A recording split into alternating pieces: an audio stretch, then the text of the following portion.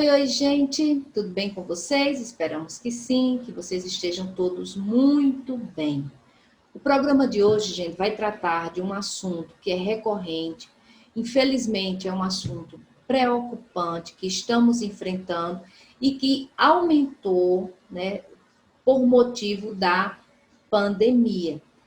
A gente vai ter uma parceria aí, como sempre, com o nosso querido amigo Orson Peter Carrara. Você que não conhece o canal do Orson, tá aqui na descrição o link.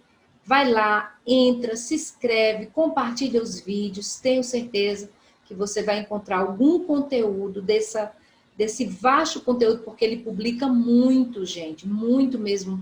É todos os dias. Então, assim, você vai ter a oportunidade de encontrar algo que tenho certeza que vai lhe favorecer muito, porque são conteúdos riquíssimos, valiosíssimos, tá bom? Então não deixa de ir lá, se inscrever no canal e compartilhar essa ideia maravilhosa. O Orson está aí com outros projetos, ele está sempre nos falando, e ó, parabéns, Orson, muito mais, que venham muito mais, porque você é merecedor e trabalha, né, principalmente para isso.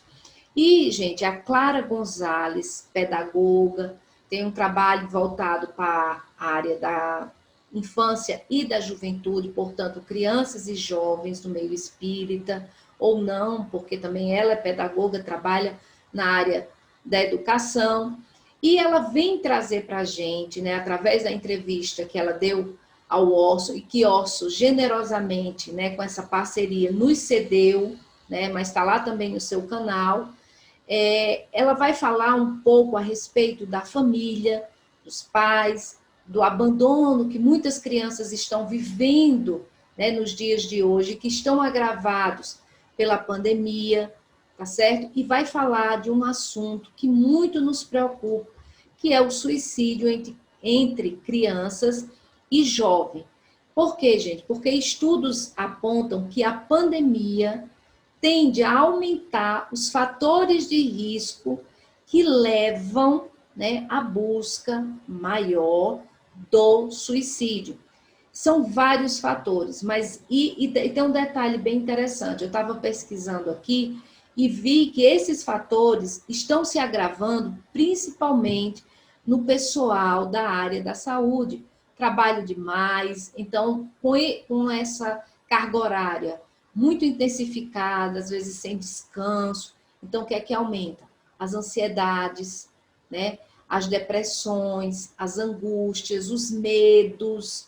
E, infelizmente, isso tende a acarretar uma maior busca, né, pelo suicídio. Então, por isso que também especialistas aconselham, né, a pessoa conversar mais abertamente, de modo responsável, né, de maneira responsável. Você que escuta alguém que passa por algum problema e você tem essa sensibilidade de observar isso, então, por favor, gente, tenham muita responsabilidade. Tem também o CVV, que está aí 24 horas para atender em todo o Brasil. Está aí o telefone, liga, se você está precisando, se você está passando, se você conhece alguém que precisa. Às vezes, gente, a pessoa só precisa de um oi, de uma atenção. Não precisa nem ser pessoalmente, por conta dessa pandemia hoje. Tem muita gente que está com muito medo, com muito pavor. Então, virtualmente, a tecnologia tem que nos servir, né? Tem que estar ao nosso favor. Então, infelizmente, esses estudos apontam, né, para que esses índices de suicídio, que já eram grandes, mas que, infelizmente, aumentaram, né? Já tem estudos nessa área, porque a gente está vivendo, gente, um momento muito atípico, né? E é um paradoxo obscuro. Ora é uma coisa, ora é outra, ora fica em casa, ora sai. E também, infelizmente, somado-se a isso, a gente vive no nosso meio político uma corrupção desmedida, né? Políticos que deveriam nos representar, infelizmente, desviam recursos para os seus próprios bolsos, né, que deveria ir para a saúde, principalmente que estamos precisando, hospitais sem leitos e tudo, e aí vem as N desculpas que dão, né, e é dinheiro nosso. Então, Também a gente tem que estar muito atento a isso, muito cuidado. E eu digo que a nossa maior arma é o voto, gente. É a gente saber em quem votar, é conhecer o histórico, né, daquele político, porque ele vai nos representar. Então, é muito importante. Então, a Clara vem aí abrir um pouquinho nossa mente, mostrar determinadas coisas que a gente às vezes não consegue enxergar, e ela deu essa entrevista maravilhosa aí para o nosso querido amigo, que a gente vai passar aí para vocês. Então, gente, compartilhe o vídeo, se inscreve aqui no nosso canal, não deixa de se inscrever, deixa seu like, fortalece para que a gente possa chegar a mais e mais pessoas. Se você sabe que alguém passa por esse problema, seja ponte, né? Leve essa boa informação, difunda tudo isso para que possa chegar, porque o melhor recurso, gente, é sempre a informação, o conhecimento correto, com muita responsabilidade, como é o canal do Orson, como a Clara vai nos elucidar agora. Então, fiquem com essa entrevista. Não deixe, gente, por favor, de difundir, né, tudo isso, porque pode salvar vidas, e às vezes aquela vida que está ali do seu ladinho e que você não observa, tá bom? Um ótimo final de domingo, que a semana venha cheia com muita paz, muita luz para todos nós. Beijo no coração, até o próximo domingo, se Deus assim nos permitir. Tchau, tchau, até lá. Meus amigos, a nossa entrevista de hoje dirige-se a Campinas, no interior de São Paulo. Estamos aqui na presença de Clara Lila Gonzalez de Araújo. Ela que nasceu em São Paulo, capital, foi registrada em Porto Alegre, uma ocorrência muito interessante, 2 meses após o seu nascimento. Considera-se, no entanto, paulista de coração, residindo atualmente, como dissemos, na cidade de Campinas. Com formação acadêmica em pedagogia, estou lendo aqui na orelha de um de seus livros, na área de supervisão escolar, um curso de especialização em planejamento educacional e de mestrado em ensino e aprendizagem nas Pontifícias Universidades Católicas do Rio de Janeiro e de Brasília.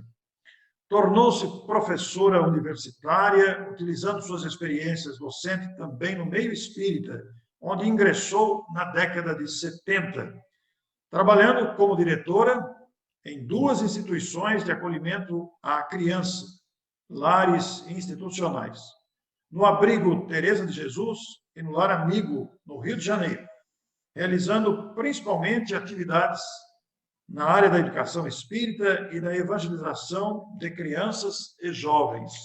Vinculada à Federação Espírita Brasileira, trabalha também no Centro Espírita Allan Kardec de Campinas, autora de diversos livros infantis pela Federação Espírita Brasileira e também de 2 livros pela SEAC, editora, o Centro Espírita Allan Kardec de Campinas, já citado. Nós temos a imensa satisfação e o prazer de receber aqui na nossa sala de entrevistas esta amiga que comparece com a sua disposição, com a sua alegria, com o seu entusiasmo pelo conhecimento espírita, para conversar conosco. Clara, minha saudação, minha gratidão, sua saudação aos nossos amigos que nos ouvem nesse instante. Aos nossos amigos internautas. Nós aqui queremos agradecer, Orson, pela oportunidade de aqui estarmos, podendo trocar ideias sobre os trabalhos, né, que já realizamos, graças ao amparo que temos recebido dos amigos espirituais. Porque sem eles, certamente, não teríamos condições de fazer nada. Então, aqui estamos à disposição. Você pode... Muito bem. Nós temos aqui uma longa conversa pela frente, pela produção e trabalho dessa nossa querida irmã, que trazemos ao contato dos nossos amigos. Então, Clara, esta busca pela educação, inclusive com a formação em pedagogia, a busca pela educação, somada à experiência vivida nas instituições do Rio de Janeiro me trouxeram toda essa experiência de voltar o seu interesse para a educação infantil e, naturalmente, também a mediunidade. E aí, Clara, você me abre uma perspectiva imensa. Como lidar com mediunidade em crianças? O que a sua experiência diz para os pais que muitas vezes se defrontam com essa questão da mediunidade em crianças? Bom, eu acho que os pais, eles realmente precisariam estudar um pouquinho mais sobre isso, exatamente para saber como lidar, né, com a criança em determinados momentos que ela apresente esse tipo de comportamento, porque nós sabemos que são espíritos que trazem uma bagagem, muitas vezes com bastante dificuldades, que é o que está acontecendo, né? Quando nós verificamos, por exemplo, em termos de suicídio infantil, de crianças e adolescentes, né, se suicidando, os índices estão cada vez mais altos. O que está ocorrendo? Que esses espíritos estão reencarnando para uma nova, né, oportunidade, em função do que precisam, né, do que precisam fazer para melhorarem espiritualmente, moralmente. Então, os pais, eles precisam se preocupar mais com isso, né, verificando se realmente a criança tem essa capacidade mediúnica. Algumas têm mais do que outras, evidentemente, porque nós, ao mesmo tempo em que falamos em mediunidade, nos lembramos do problema da obsessão, quer dizer, do problema da obsessão infantil. Este é um outro ponto. Kardec já havia nos orientado em relação a certos espíritos que traziam dessa bagagem problemas muito graves e que realmente, quando reencarnavam, eram acompanhados por desafetos, né, por obsessores que, infelizmente, lhes prejudicavam muito na sua caminhada terrena. Então, isso é um assunto delicado, é um assunto que requer muito estudo, muita pesquisa, muita observação e um conhecimento mesmo do desenvolvimento infantil, né, à luz, evidentemente, da doutrina espírita, porque aí nós consideramos a criança como um espírito imortal, então nós vamos avaliar desse modo. Ótimo. Clara, e os livros publicados para a infância, livros infantis publicados pela Federação Espírita Brasileira, que são vários títulos, né? Qual o foco principal que a sua inspiração lhe levou ao dirigir-se à criança? Nós trabalhamos com a Cecília Rocha, né? Sim. Estivemos com ela por mais de 33, 34 anos, até no último ano, nos últimos dias dela, porque já tínhamos mudado, inclusive, para o Rio de Janeiro. Nós fizemos para 2 faixas etárias, uma de 4 a 6 e depois de 7, 8 e 9 aninhos. Então, eram histórias um pouco diferentes, mas todas elas, né, levando a criança a refletir sobre a necessidade de ser favorecida em certas situações, né, no sentido dela observar que ela precisa ser uma criança melhor, precisa ser uma criança mais ativa, precisa ser uma criança mais fraterna. Não sei se eu posso dar uma parada aqui. Claro que pode. Pode sim, pode tranquilamente. Pois é, então, deixa eu ver se eu consigo. São várias as histórias que nós fizemos à luz da doutrina, né? Fizemos uma passada numa instituição na espiritualidade, outra em relação a um menino que perambulava pelas ruas e que foi adotado por um dono de uma mercearia. Esse, inclusive, ganhou um prêmio, esse livro, né? Fizemos também de uma menina que havia perdido o avô e a família não era espírita e começou a receber mensagens de uma médium que foi ao encontro deles e conversaram, né? Conversaram e chegaram à conclusão de que a filha poderia receber essas mensagens do vovô querido, porque ela estava num abatimento muito grande, ela estava entrando, inclusive, em depressão. Então, são histórias as mais variadas possíveis, né? Sim. Para as crianças maiores, nós trabalhamos muito a necessidade do amor aos animais, do amor à natureza, mostrando também o progresso no mundo. Uma criança que vai para o interior para ver um tio que morava numa fazenda, ele morava na cidade.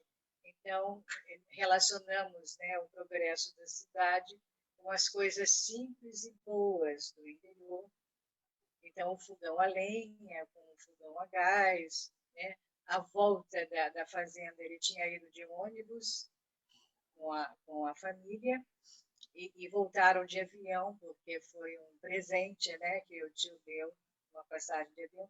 Então, essas coisas todas foram assim, sem grandes... A gente poderia até trazer os livrinhos para a gente falar um pouco. Onde é que estão? Perdão. Onde é que estão os livrinhos que eu botei? Enquanto a Michele vai buscar o livro, Clara, nós queremos dizer aos nossos amigos que estão acompanhando a nossa entrevista que nós buscamos a Clara especialmente pela magnitude e a importância desta obra de autoria da própria Clara, Apelo aos Pais. É um livro onde ela aprofunda toda a sua experiência e a sua capacidade pedagógica aliada ao conhecimento espírita para destacar a importância da educação espírita cristã da criança e dos jovens. Eu estou aqui com o livro em mãos, como vocês estão vendo, e nós vamos encontrar a profundidade dos capítulos. No capítulo 1, Constituição e Organização Familiar.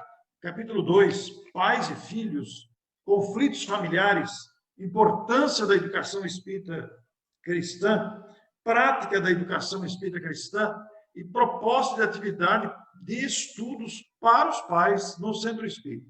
Nós vemos aqui que é uma obra ampla, envolvendo a maioria das questões do cotidiano dos lares, inclusive a educação sexual na visão espírita, a violência doméstica, tudo incluído aqui na questão do livro estudado com profundidade.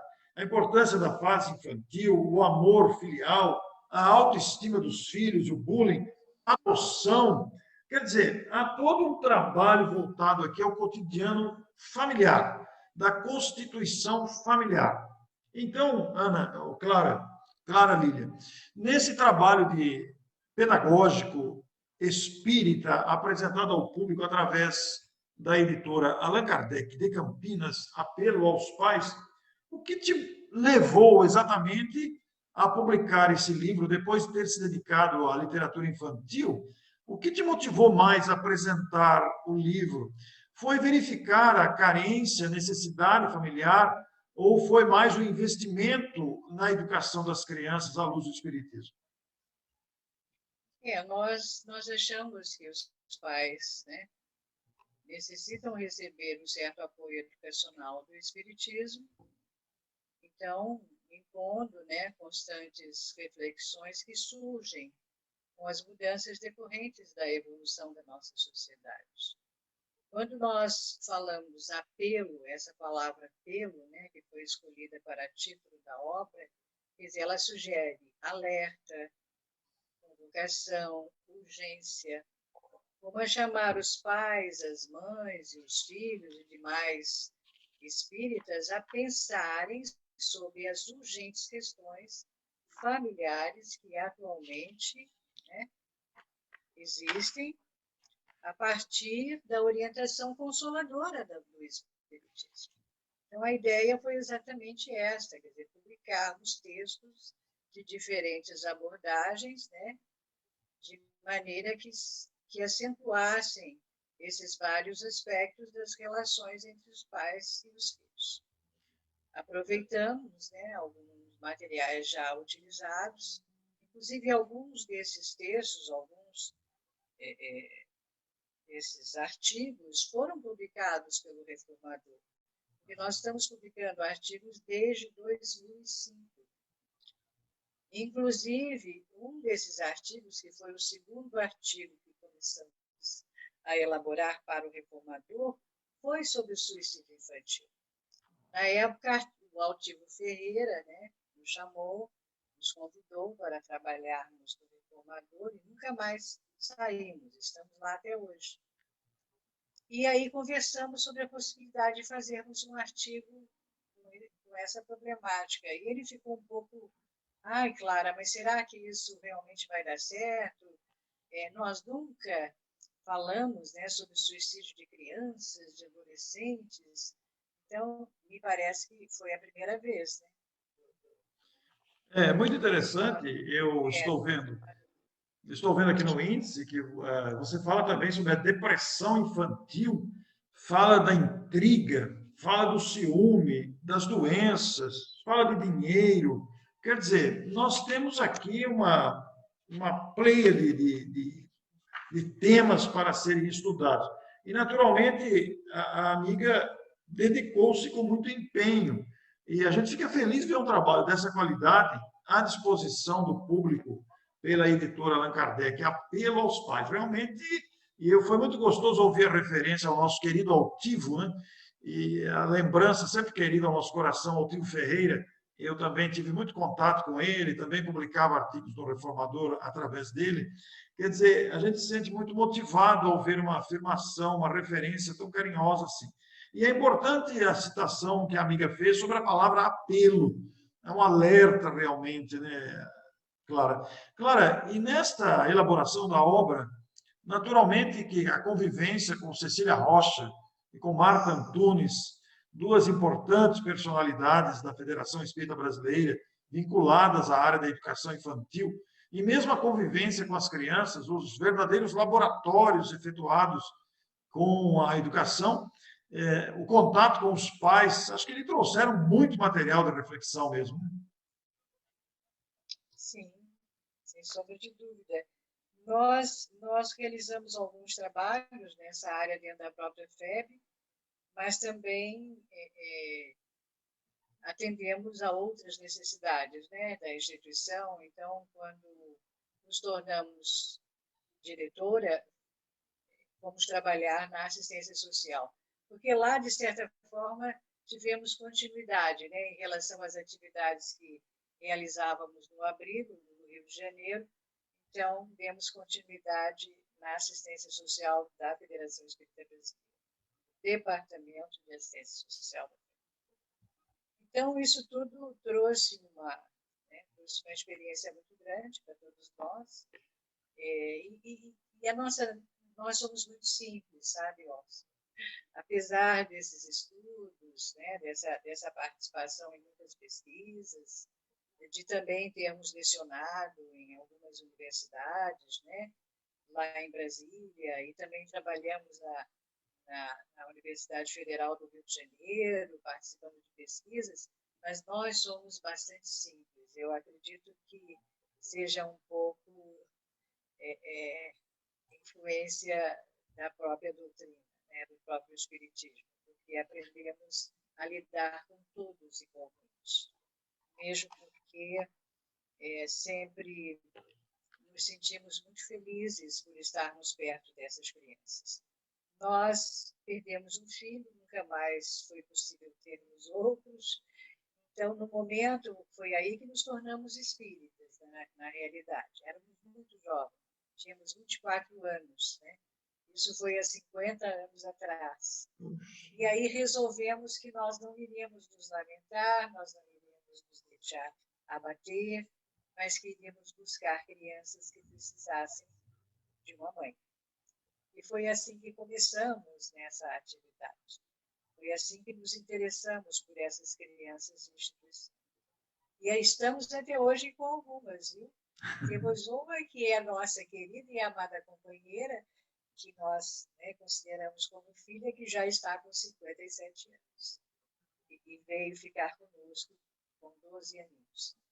Então, são coisas muito bonitas que, na realidade, nós percebemos que os caminhos, né, que nos são mostrados por Deus são infinitamente maravilhosos se realmente aceitarmos determinadas provas que, infelizmente, né, nos fazem sofrer muito. Mas isso não significa que não seremos felizes, né, na medida em que as oportunidades surgem de uma maneira muito natural, né, de uma maneira que já está programada, na realidade já está programada. Bom, Clara, e na sua experiência de todos esses anos educativa, na sua experiência educativa de reflexões com profundidade, inclusive com a produção de livros, qual é, na sua visão, na sua experiência, a maior carência que as crianças apresentam, trazidas dos ambientes familiares e que se refletem no contato com educadores em salas de aula espíritas ou mesmo as tradicionais da instrução? Qual é a maior carência que uma criança apresenta, Clara? Eu acho que as crianças elas precisavam estar mais próximas dos pais, dos educadores. Nós temos que conhecer melhor, lidar com as fraquezas morais dos nossos filhos, né?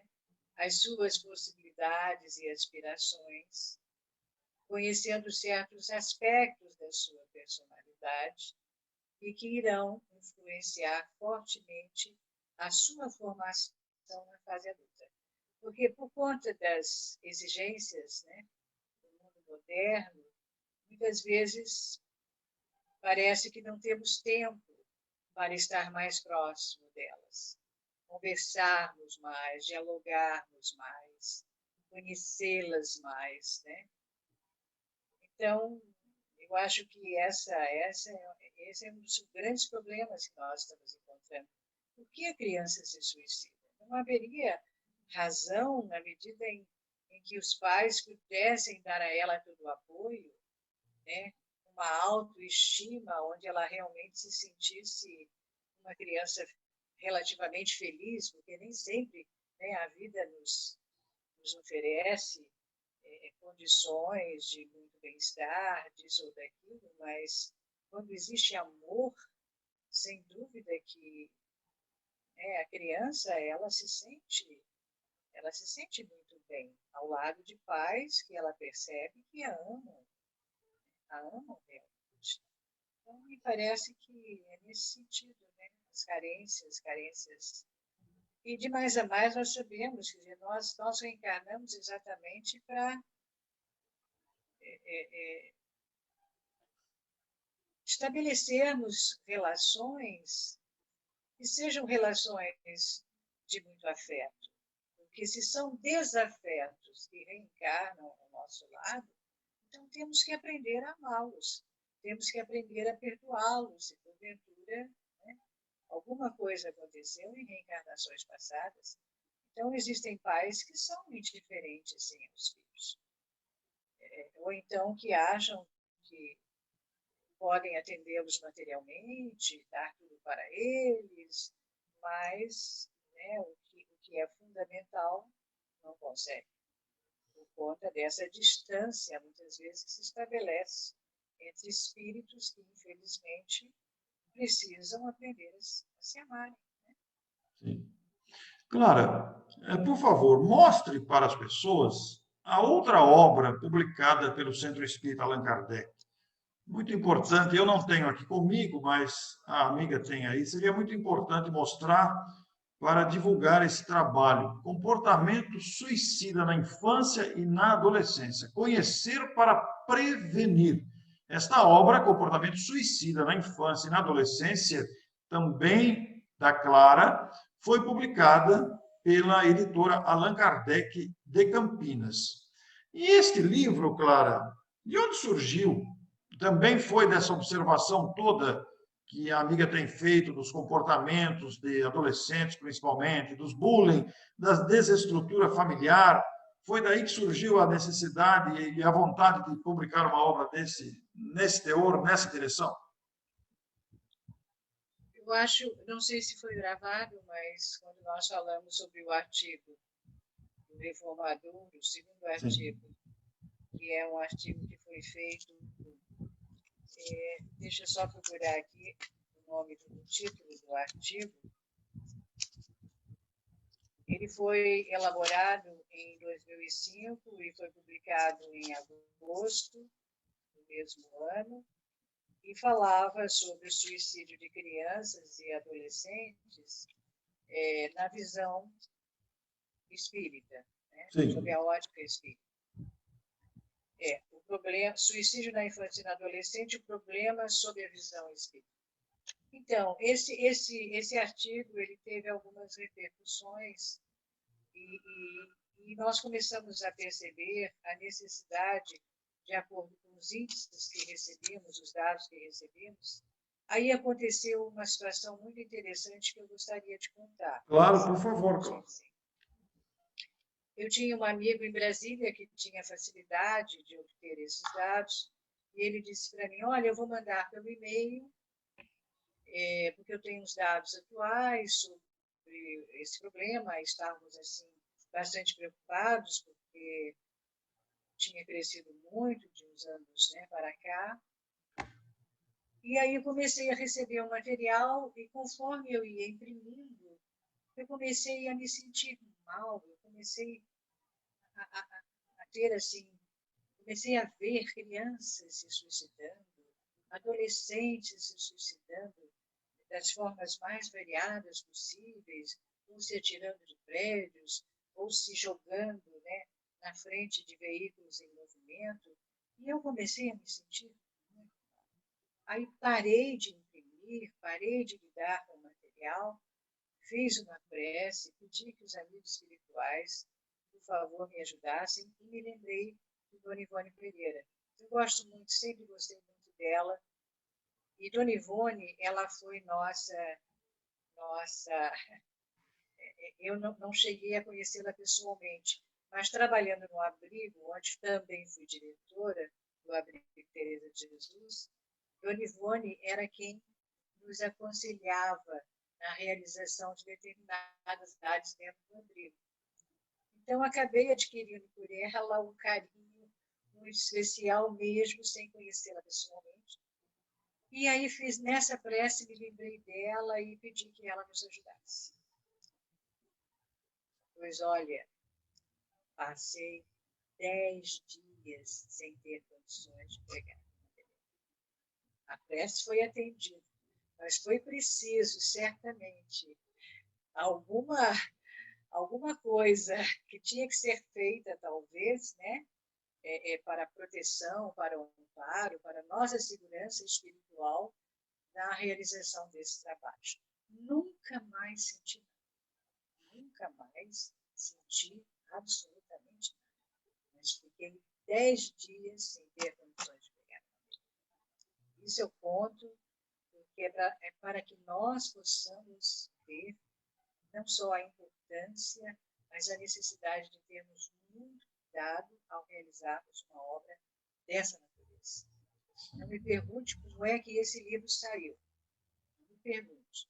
Eu levei 4 meses, foi exatamente o prazo que nós estabelecemos. Na realidade, não foi nem ideia nossa. O que aconteceu foi que nós montamos um grupo aqui em Campinas de evangelizadores que se interessaram pelo problema do suicídio infantil. Nós começamos a receber pais que pediam conselhos lá no Centro Espírita Allan Kardec, na sede, aqui na Irmã Serafina, no Irmã Serafina, pedindo conselhos porque os filhos estavam ameaçando se suicidar. Alguns já tinham tentado, inclusive. As tentativas são sempre maiores, né?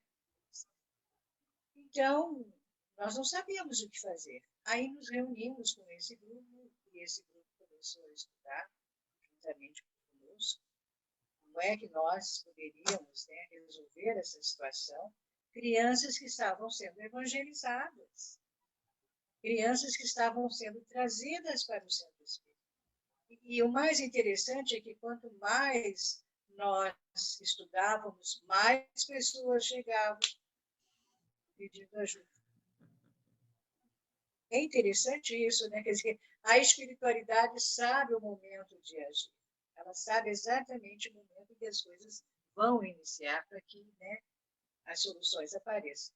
Bom, e aí nós começamos a pensar, né, que poderíamos talvez publicar outros artigos quando a editora fez a solicitação.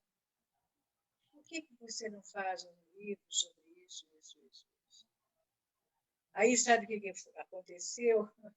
Eu sou muito apegada à FEB por conta de Ismael. Aí eu disse, tá bem, então eu volto para o Rio, volto para a federação lá na Avenida Passos, e lá eu participo de várias reuniões, né? Principalmente uma reunião mediúnica maravilhosa, que se chama Reunião do Grupo Ismael, e que desde a época de Bezerra de Menezes, ela continua, ela é desenvolvida.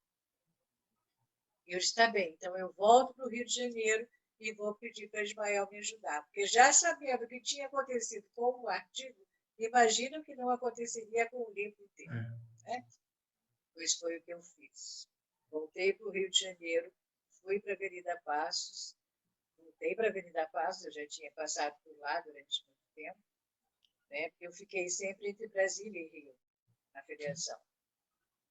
E aí, fiz a solicitação, marcamos o prazo de 4 meses, comecei em janeiro, me mudei em setembro para o Rio, voltei para o Rio em setembro, comecei o livro em janeiro, final de abril, primeira semana de maio, o livro estava. Puxa.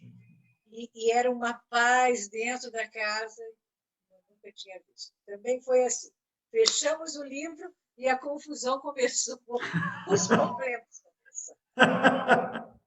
Desse jeito. Ah, então tá bem. Só que se prepare, porque as coisas realmente vão, né, pipocar. E realmente pipocar. Mas nos agarramos a Ismael e a todos os espíritos amigos, né, inclusive Dona Ivone Pereira. Dona Ivone Pereira, sem dúvida, né, deve ter nos ajudado muito. Eu só senti mesmo a presença dos espíritos foi no momento da revisão. A editora me solicitou que eu fizesse 3 revisões. Na primeira, na segunda e na terceira. A sensação que eu tinha é que as mãos dos amigos espirituais estavam aqui, nos meus ombros. Foi a única vez que eu realmente senti essa presença muito forte por parte deles. Né? Mas é aí que eu vejo que a mediunidade nos ajuda muito, porque a experiência mediúnica, né, na medida em que você vai amadurecendo essa proposta, né, de trabalhos mediúnicos, você vai tendo condições de realizar determinados trabalhos, determinadas, né, propostas, e que vai exigir, sem dúvida, um amparo muito grande por parte do plano espiritual. Porque sem isso nós não conseguimos fazer. Né? Então, esse livro está tendo uma repercussão extraordinária, né? Nós até colocamos aqui algumas coisas sobre o livro.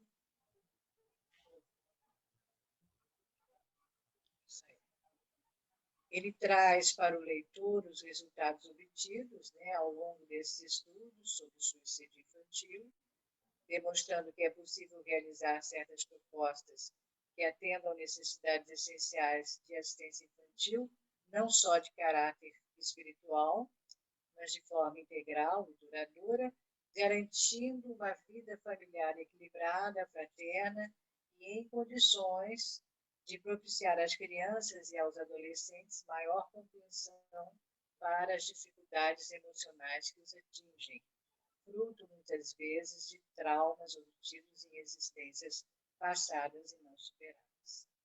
Aí é aquilo que nós já falamos. É primordial sabermos lidar com as fraquezas morais dos nossos filhos. Então, o diálogo, né, essa aproximação, ela é fundamental. Sem dúvida, ela é fundamental. Muito bem, Clara. Que coisa linda ouvir esse seu depoimento tão recheado de exemplos. O suicídio infanto-juvenil, que temos ver os números, infelizmente, crescerem.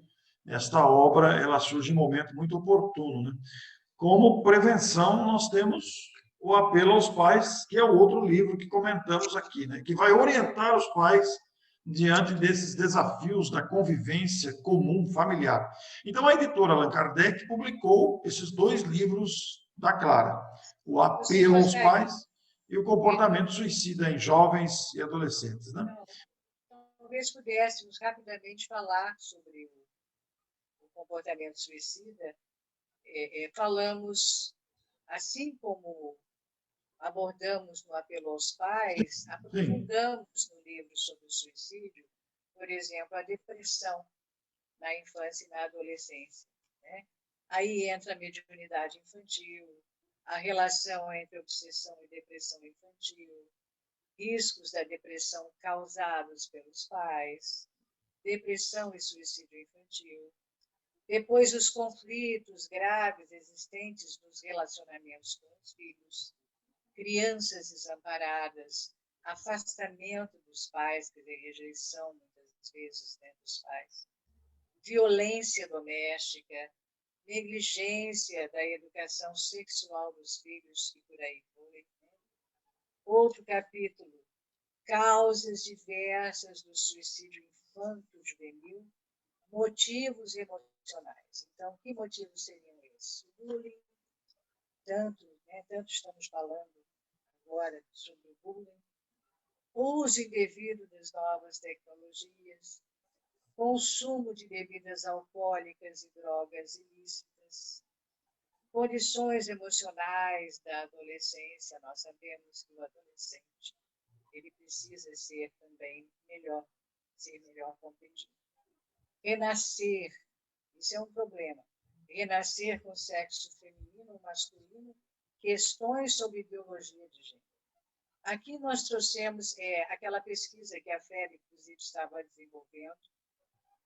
Eu até falei com a Marta, e nós colocamos no livro, né, essa proposta, está muito boa, feita por eles, pelo pessoal lá de Brasília.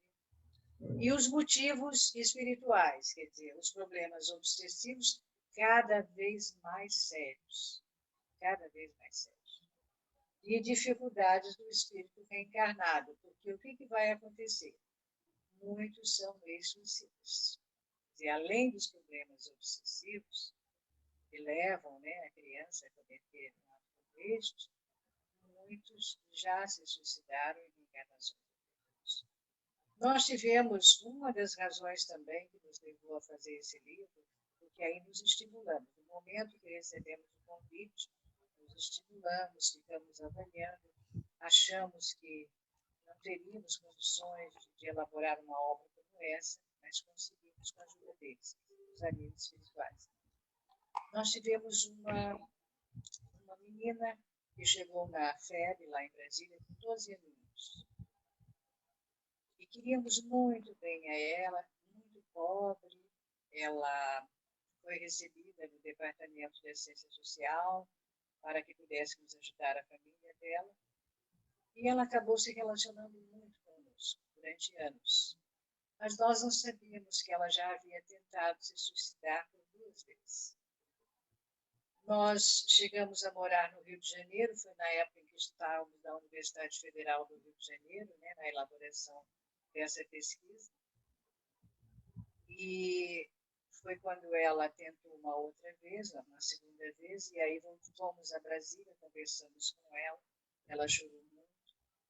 Eu sei dizer que, infelizmente, né, ela tentou a terceira vez, e na terceira vez ela conseguiu. Ela estava com 17 anos.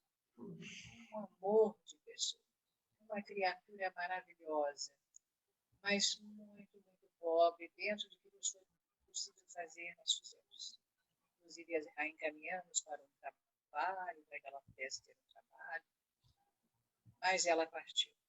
Ela gostava tanto de nós que ela chegou a ir ao Rio de Janeiro, quando nós ficamos lá 2 anos, ela chegou a ir ao Rio de Janeiro para nos visitar. Ela tinha uma tia no Rio de Janeiro. E ela fez questão de ir até lá para nos ver. Pois essa menina, infelizmente, né, acabou se matando. 17 anos. Teve uma frustração, um relacionamento com um rapaz, quer dizer, foi o suficiente para ela. Né? Então é preciso que nós tenhamos, né, nós tenhamos que conhecer tudo isso. As coisas, infelizmente, à nossa volta são muito difíceis. Então, só precisamos nos preocupar quanto aos resultados, porque os resultados nos são oferecidos pela espiritualidade maior. Nós tivemos alguns anos, Orson, com muitas crianças das instituições na nossa própria casa. O que aconteceu com o abrigo de certa feita? Nós mudamos a política de atendimento e as crianças começaram a chegar mais novas, mais novinhas. Isso foi também na década de 70 para 80. Então, no início da década de 80, o abrigo mudou a sua política e algumas crianças tinham que sair, né, da instituição, mas as famílias não tinham condições. E nós acabamos ficando com algumas delas. De repente, né, nos animamos e ficamos e não nos arrependemos em hipótese nenhuma. Não só do abrigo, como dessa instituição da Dolores Bacelar, porque teve que fechar, infelizmente faltaram verbas, né, condições financeiras, e aí ficamos, da Dolores Bacelar ficamos com 3, e do abrigo ficamos com 4. Então, ao todo eram 7, né? Eram 7 crianças. Eram 2 meninos e 5 meninas. E era uma coisa extraordinária, porque nós éramos amparados diariamente. Nunca nos faltou absolutamente nada. Ao contrário, fomos transferidos para Brasília. Lá nos colocaram em vários trabalhos para serem realizados e éramos, né? Éramos fartamente recompensados pelo trabalho profissional que fazíamos, do ponto de vista financeiro, exatamente para que pudéssemos atender a todas essas. O recurso. Não foi pelos nossos méritos, não. Ao contrário. Foi por causa das crianças. Nunca ganhamos tanto dinheiro como ganhamos naquela época. Porque não tinham instituições, evidentemente, para nos dar suporte. Éramos nós, somente nós. Pois, olha, é incrível isso, mas eu faço questão de dizer que não há problema, né? No momento em que nos colocarmos à disposição para uma tarefa como essa, podem ficar tranquilos que, né, a ajuda aparece. Isso é muito importante ser dito a todos nós, ouvirmos isso, para sempre confiarmos, né? Qualquer iniciativa no bem contará com o amparo do alto, que não se faz ausente de jeito nenhum. O amparo vem mesmo, ele é real, ele é palpável, ele acontece naturalmente. Que gostoso ouvir isso, viu, Carla? É impressionante, impressionante. Então, eu me lembro que, de certa feita, nós morávamos na Tijuca, no Rio de Janeiro, com as crianças, e eu acordei e olhei para o teto e vi como se fossem os aparelhos de som. Quer dizer, não existiam, é evidente que não existiam no apartamento, mas eu digo, que aparelhos de som são esses? E vi uma voz falando, dando mensagens, músicas clássicas lindas, exatamente para que a ambiência, né, se elevasse, para que aquelas crianças, aqueles espíritos pudessem ser amparados. Foram todos comigo para Brasília. Todos comigo para Brasília. Aí tive que, evidentemente, ter a tutela responsável deles. Eu não os adotei, exatamente, mas eu fiquei com a tutela responsável, fui aos juzgados menores, tudo, né, tudo devidamente elaborado em documentos, etc. e tal, e cheguei em Brasília com todos eles. E foi a melhor coisa que eu poderia ter feito. Então, isso é uma forma de estimularmos também a determinados companheiros, se quiserem fazer isso, não se atrapalhem, porque o amparo vem muito rápido. Por todas essas razões, né, nós nos sentimos intensamente motivados a conhecer o trabalho da nossa Clara nos livros infantis e também nos livros aqui da editora Allan Kardec citados. Você que está nos ouvindo, que está nos vendo, vai encontrar aqui na descrição do YouTube os livros da Clara, como adquiri-los e para que você se sinta também estimulado, né? Nós vamos colocar aqui os livros dela, para você que não teve tempo de anotar, para você que não teve caneta e papel na mão na hora, nós colocamos aqui na descrição do YouTube os livros da Clara e também o site da editora, da livraria, para você poder adquirir estas obras da nossa Clara Gonzalez. Clara, foi um imenso prazer conversar contigo, eu agradeço imensamente a sua disposição, mas antes de encerrarmos, eu gostaria de fazer-lhe uma última pergunta. Uma entrevista tão produtiva, tão cheia de conteúdo, né? O que você, Clara, escritora, estudiosa, pedagoga, dedicada à educação, à preocupação com os adolescentes, com os jovens, com o suicídio infanto-juvenil, o que você diria, Clara, aos pais, com toda a sua experiência? Você já respondeu da carência das crianças, mas o que você diria aos pais veteranos, aos pais jovens, aos que serão pais ainda, aqueles que estão lutando com dificuldades, com enfermidades dos filhos, com transtornos psicológicos dos filhos, com questões obsessivas que muitas crianças apresentam, com o próprio ambiente do lar, você citou aí as músicas clássicas, etc. O que você diria aos pais, Clara?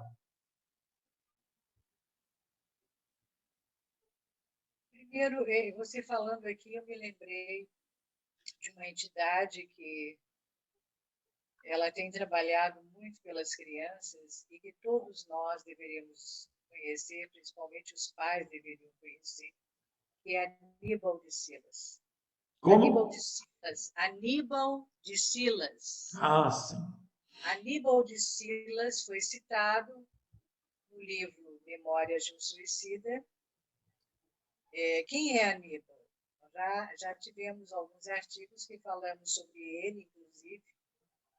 Aníbal, a Ivone Pereira, ela sempre destacou muito o trabalho de Aníbal em relação às crianças abandonadas pelo mundo afora.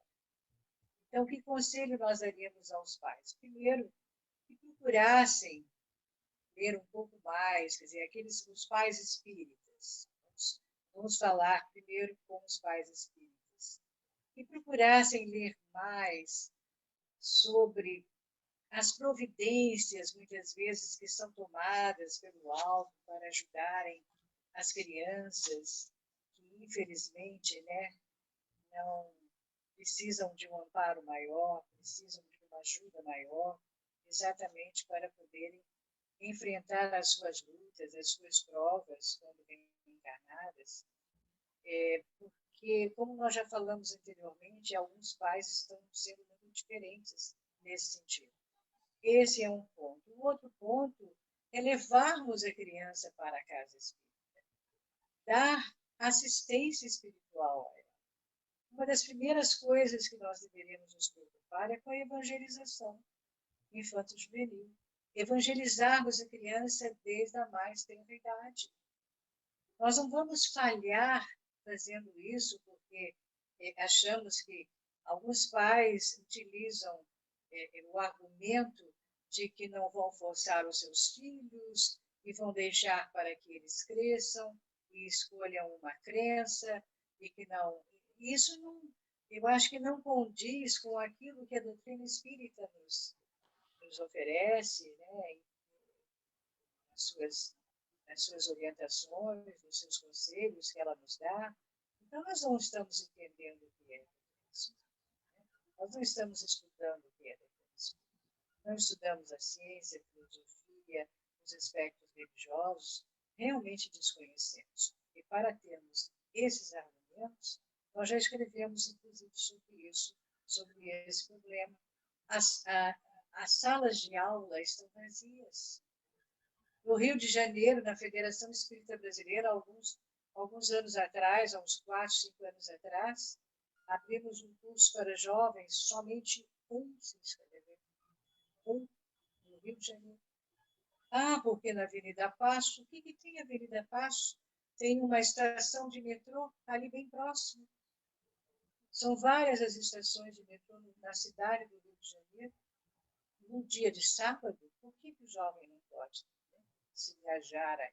Então, é preciso que nós tenhamos um pouco de seriedade em relação a isso e procurarmos fazer com que os nossos filhos se estimulem, né, não só através da evangelização, mas também em relação a outras propostas que a doutrina nos oferece.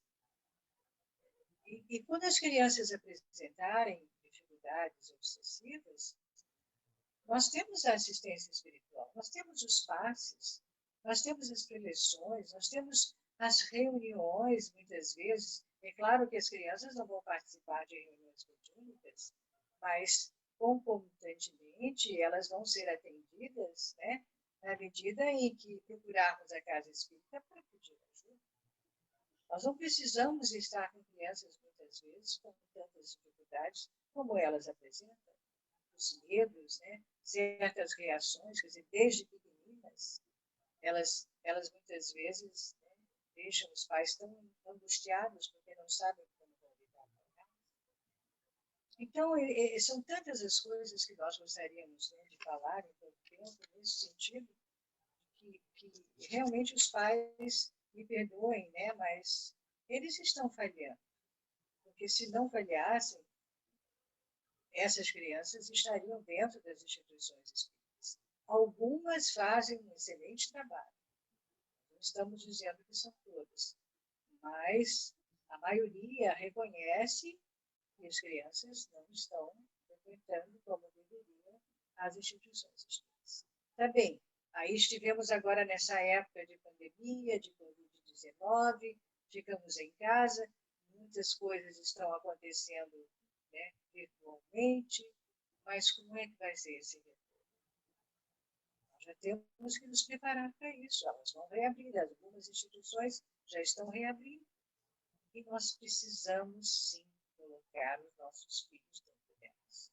Elas precisam conhecer a instituição, gostar da instituição, se sentirem envolvidas pela instituição espírita. Porque senão nós estaremos falhando em função do que já foi, né, dito por tantos espíritos superiores nesse sentido.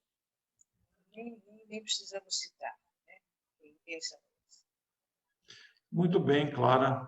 Quero agradecer muito a sua presença, a sua disposição, a sua participação neste momento grave da história, mas, ao mesmo tempo, saturado de material, de munição para nos prepararmos convenientemente para oferecermos amor aos nossos filhos, às nossas crianças. Clara, Deus te ampare, Deus te abençoe, te recompense pelos trabalhos efetuados com tanto carinho em favor da educação, dirigindo-se aos pais, apelo aos pais, e ao mesmo tempo analisando esse flagelo que é o suicídio na fase infanto-juvenil.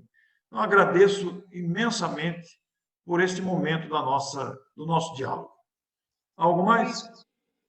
Pois é, eu diria que talvez, quando fosse possível, a gente poderia falar das implicações, né, do suicídio para a criança e para o adolescente, que é um tema também um pouco desconhecido, porque na literatura espírita isso não é pouco, abordado. né?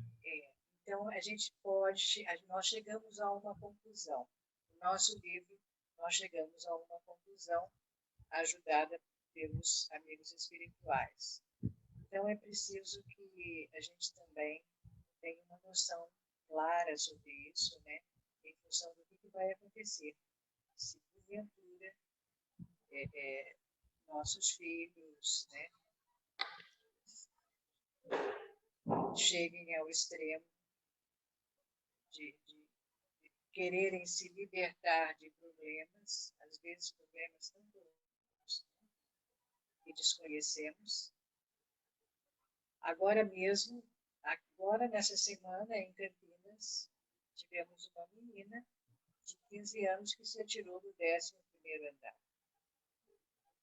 Estamos orando muito por ela, sempre que possível, temos grupos, né, que já estão envolvidos nessa proposta e nessa campanha de realmente ajudar, né, essas criaturinhas que, infelizmente... E nós, como adultos... Desculpe se respondi à altura. Não, foi ótimo, Clara. E nós, como adultos, nós temos o dever de oferecer esse amparo aos jovens que se debatem nas suas angústias próprias da idade e das bagagens que trazem consigo, né? Às vezes na dificuldade de convivência com os pais, e nós, os adultos, temos o dever de oferecer a mão amiga para ampará-los. Então, Clara, muito te agradeço, muito mesmo agradeço, e aos amigos que nos ouvem, que nos veem, nós pedimos a você, clique aí no joinha para que o YouTube destaque esse vídeo, para que ele seja visto por mais pessoas, compartilhe com seus amigos, porque isso ajuda a construir um mundo melhor. Muito obrigado a você, muito obrigado, Clara, que Deus nos abençoe.